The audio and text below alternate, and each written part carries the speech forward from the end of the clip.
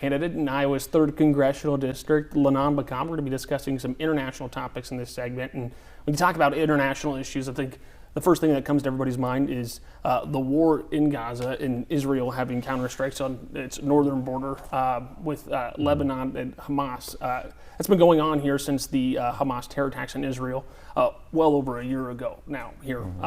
How do you view this issue and the United States being a strong ally of Israel, and how would you support them if you were to win this seat?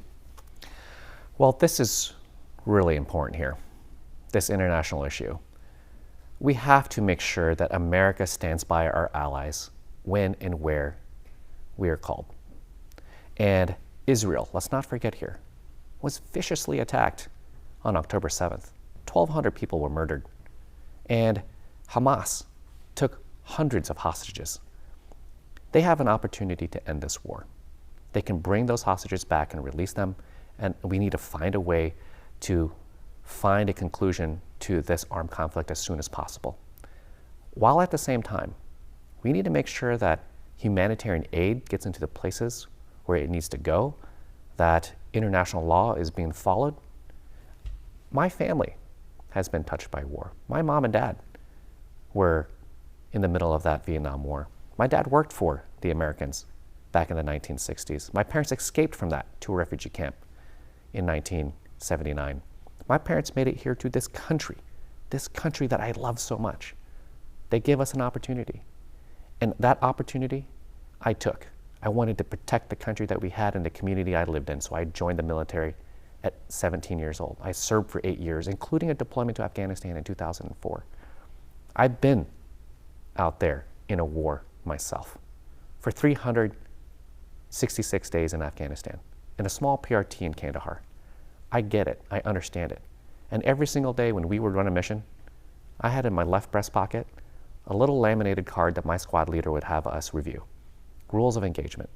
We knew exactly what we could and couldn't do. And that's really important here for us to make sure that we keep innocent civilian lives safe and that we find a way to end this war as quickly as possible. How do you think your time in the military would help your ability to discuss this war going on right now in the Middle East if you were to win this seat? Well, it gives me a deeper appreciation to understand what's at stake when young men and women put their lives on the line to defend their countries. I get that. And at 17 years old, I didn't know much about the world, but I knew I wanted to protect my community. That's why I enlisted. But I wasn't alone. Many hundreds of other young folks across Iowa did the same thing the same year I did. And that's the reality. So many people love this country like I do, and we're fighting for it. And politics shouldn't always play a role in our service. It hasn't for me. I wanted to serve this country, so I did for 8 years in the military. I had the opportunity and honor to serve again when I went to USDA for 10 years. Politics didn't play a role in our daily responsibilities. We were serving the people of this country, and that's what I want to do here again. Now discussing another war, the Russian invasion of Ukraine started several years ago here too. This is something that people are a little bit more contentious about. They're frustrated with funding packages that have been sent overseas to Ukraine.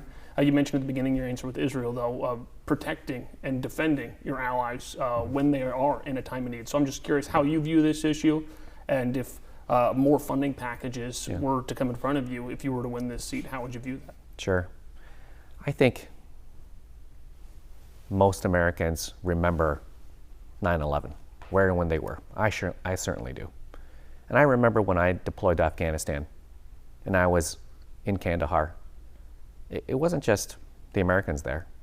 It was the Canadians, the Romanians. There were a ton of people. There were a coalition of nations, dozens of nations who were there lockstep with the Americans because we needed it. So America should be there for our allies as well. That means supporting Ukraine in this unjust war launched by Russia. The fact that Russia continues to go after Ukraine and murder so many Ukrainians, we have to ensure that the Ukrainians have the ability to defend themselves and their country and their people. That's really, really important here. Just like so many countries have been there for us, we need to be there for Ukraine too.